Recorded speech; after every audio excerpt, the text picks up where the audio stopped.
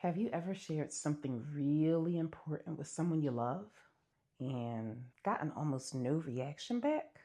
Maybe it was a promotion, a health milestone, a new relationship, a big move, a dream that you've been working toward, something you've been trying to reach for years. Well, that's exactly what happened to me this week.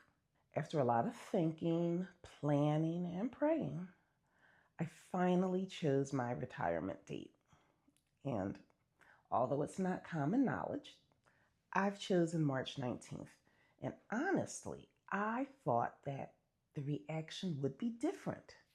Not over the top, not a parade, but I don't know, maybe a little excitement, maybe even a question, maybe a congratulations, maybe some shared joy. But instead, the response was really muted, much smaller than I expected. And if I'm honest, it hurt. Not because I need approval. It's not that at all. And not because I need everyone to agree with me, because life would be boring if that was the case, but because this decision means so much to me. I've spent 31 years in public education and 33 years overall. 31 years. 31 years showing up, 31 years serving students and families, and I've done it happily. 31 years building a career that I am so proud of. So this isn't a decision that I made overnight. It's not that at all. I've really thought about this. I've thought about it for years. I've been planning. I have totally planned for it. Like I said, I've prayed about it. I've worked toward it. So when the reaction felt smaller than the moment, I guess, felt like the reaction didn't meet the moment, I found myself feeling disappointed. But then I put on my school counselor hat and I realized something. I was expecting someone else to validate a decision that I had already made and that I'd already validated for myself. And that realization really changed everything for me, because the truth of the matter is, I don't need someone else's validation. I shouldn't need someone else's excitement to tell me that the decision that I'm making is the correct one. I already know this. I know that it's right for me. I've earned this. This transition isn't something that just popped up, and I'm not running away from my career. Instead, I'm excited because I'm moving towards something.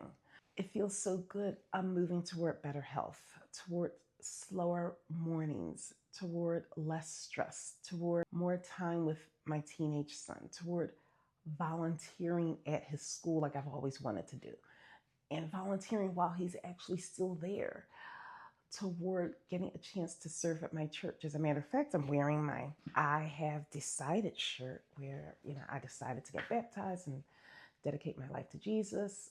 More time reading my Bible, strengthening my faith toward walking outside, noticing the little things, the sunshine, the birds, the flowers. I'm moving toward a life that feels more intentional. And honestly, maybe that's the lesson, because sometimes people don't understand what a moment means because it's not their moment and they're not living your life. They're not carrying your dreams for you. And they're not carrying your vision, your mission. They're not carrying the years of thought that led you to this decision. I've had a lot of time to think about it and plan, and they haven't. And that's okay, because someone else's reaction doesn't really have to become my reality. Like I tell my students, someone else's cloud doesn't have to follow you around. Someone else's uncertainty doesn't have to become my uncertainty. And someone else's response doesn't get to determine, I don't know, how I feel about my future. March 19th, it still matters. And this next chapter still matters. I'm still excited. I'm excited about what lies ahead because I'm choosing joy.